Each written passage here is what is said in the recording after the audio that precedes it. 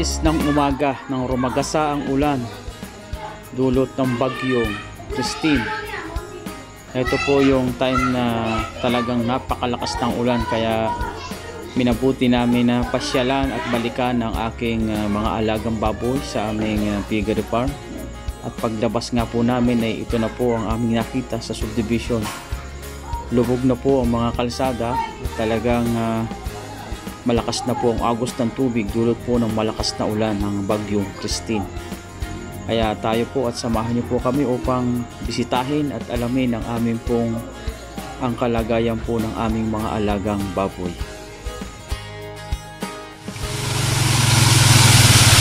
Saan kaya galing yan? Ano sa Palayan? Ay, pabalik.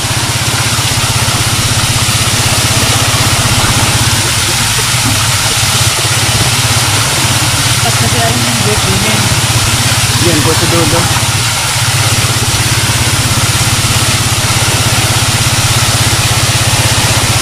Basa ka talaga to. Yan, okay lang yan po yan. Basa naman po yung suot ko. Oo.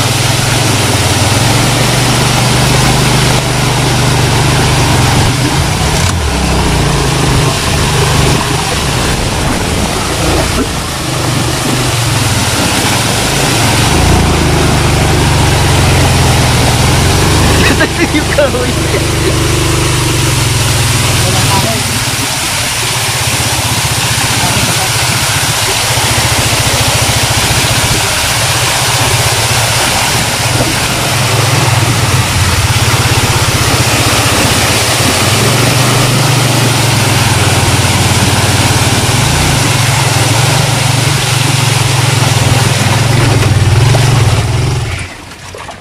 Ayun, narito po tayo ngayon sa aming piggery farm. Talagang baha po yung ating dinaanan. Sa lakas po ng ulan ay talagang delikado po itong ating mga baboy. Baka po abutin ng tubig.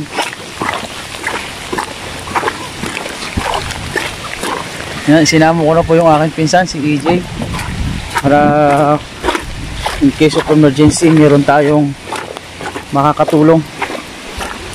Ito na po, at talagang ang tubig ay umawas na din sa amin. Ayan, bumaha na. Aw, arin na ako, baha na po. O yan, binasag na namin yung pader para ang tubig ay musos pababa.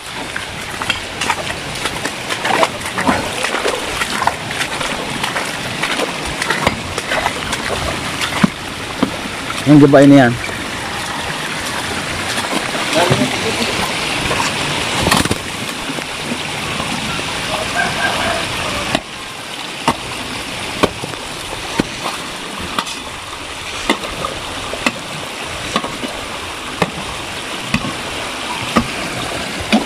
Yun, umusos na ang tubig. Kumuha na tayo ng rescue at delikado po ang lagay ng ating mga alagang hayop. Ayan po, oh.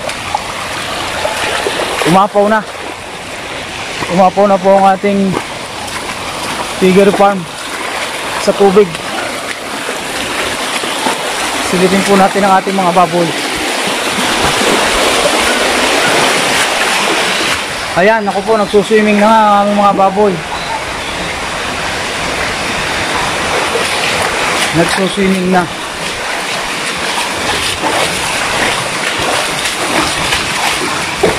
Yung kambing, ito po, dog.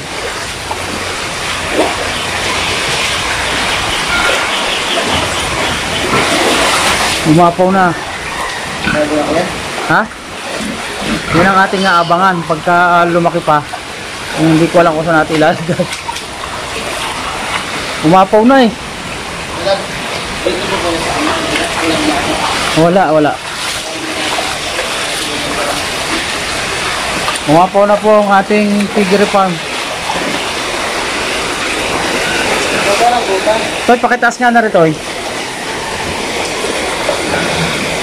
Magbuta ka pati. Tapos wala din sa bangko.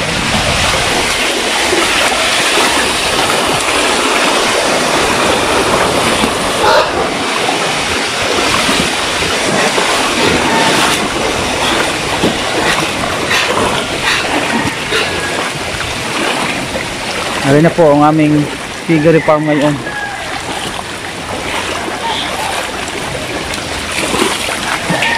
Umapaw na.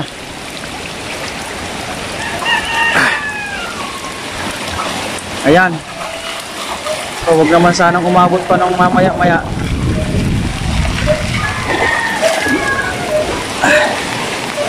Inabot na po ng tubig.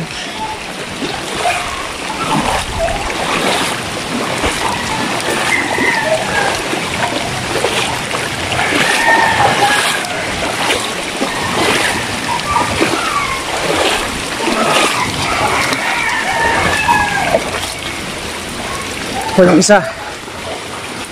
Ayan, lamaw na lahat.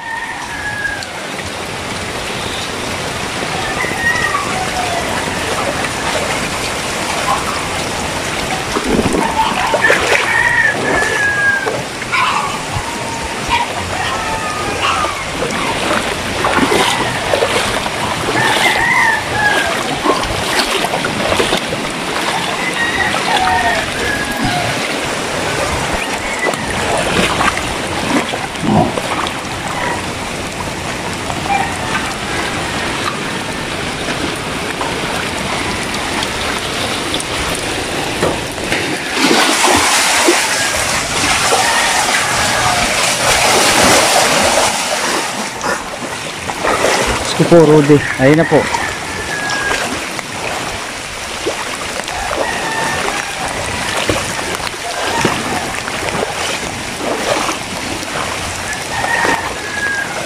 Apaw na.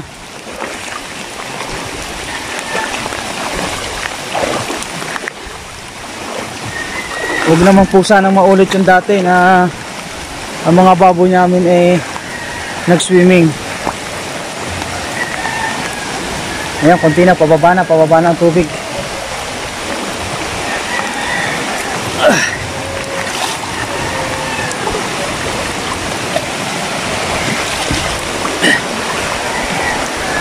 Ayan po yung ilog. Umapaw na. Pati ito yung aming bumigay na rin, oh, ang aming buong kiti.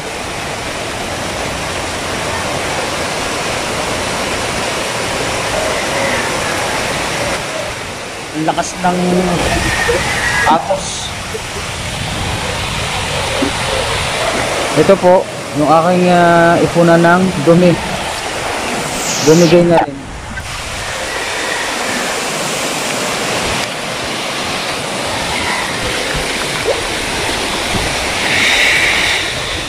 Ito, bahang-baha na.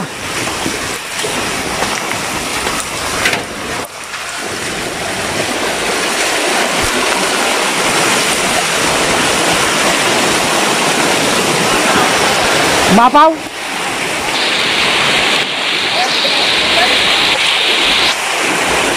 Mapaw nga ay.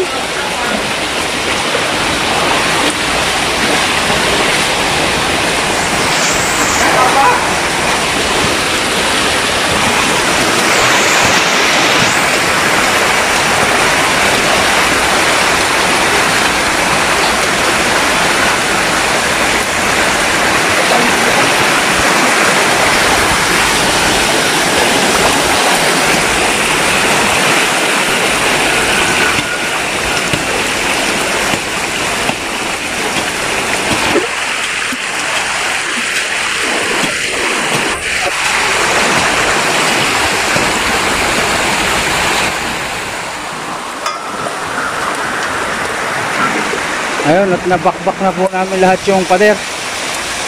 Agos na po ang tubig. Agos na ang tubig papunta doon sa kabilang bakod. Kawawa ang aming mga tanim. Ang galanaan sa kasitaw, balinghoy.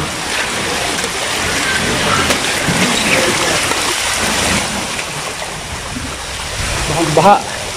Pantay sapa na. Pantay sapa na.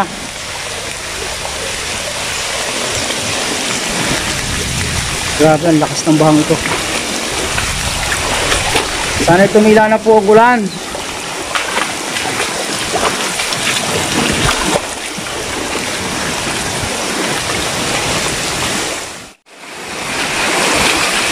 lalong lumakas ang baha.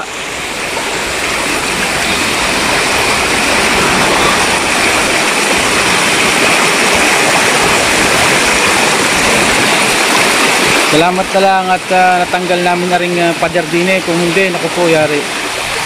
Baka po ang mga baboy namin ay lumutang na. Ayun, hanggang doon ang tubig. Kabilang yun. Wala pa rin tigil ang ulan at ang hangin. Sana po ay hindi na ito abutin pa ng gabi. Talaga napakahirap pagkagabi. Ayan, nato kami ngayon sa Ilaya at bahang-baha. Ayan, ang sitwasyon namin din sa Ilaya.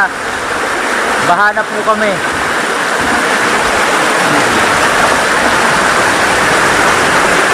Ayun, ang aming koral. Lumod na. Yes.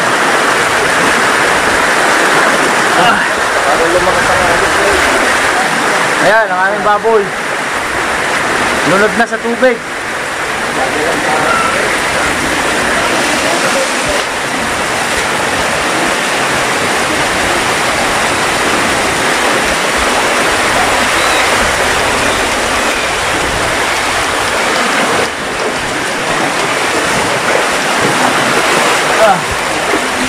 Pa. Yung swimming pool ho kami ngayon din sa loob ng aming koral.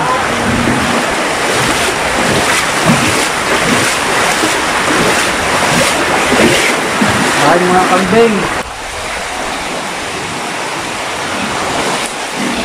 Ano pa?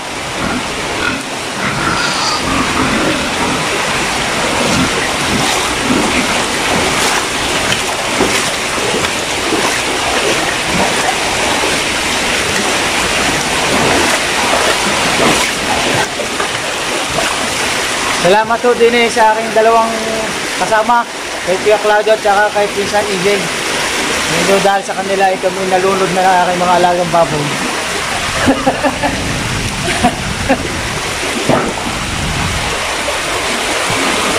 Survive! Survive! Survivor to! Survivor!